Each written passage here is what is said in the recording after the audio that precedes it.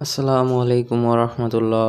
সুপ্রিয় দর্শক মণ্ডলী, মহান আল্লাহ তাআলার অশেষ মেহেরবানি ও দয়ায় আপনারা সকলেই ভালো আছেন।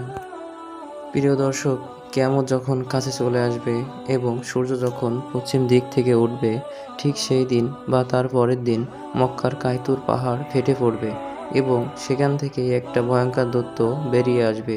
যেভাবে হযরত সালেহ আলাইহিসসালামের উটনী পাথর থেকে বেরিয়ে এসেছিল, ঠিক একইভাবে এই জানোয়ারটিও বেরিয়ে আসবে। জানোয়ারটির নাম হবে তাবাতুল আরদ। জানোয়ারটি ৬০ গজ লম্বা হবে, মানুষের মতো দেখতে হবে, উটের মতো পা হবে, ঘোড়ার মতো গলা হবে, হরিণের মতো শিং হবে এবং বানরের মতো হাত হবে। জানোয়ারটি মানুষের সাথে কথা বলতে থাকবে এবং সেই জানোয়ারটির হাতেই হযরত মুসা আলাইহিসসালামের সেই লাঠিটি থাকবে। সেই লাঠির সাহায্যে জানোয়ারটি মানুষের চেহারাতে নিশান লাগাতে থাকবে।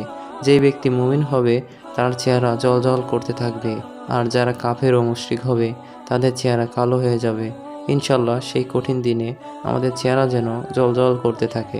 আল্লাহ আমাদেরকে কবুল করে নিক, আমিন।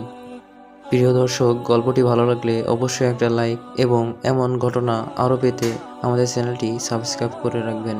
ধন্যবাদ। আল্লাহ হাফেজ।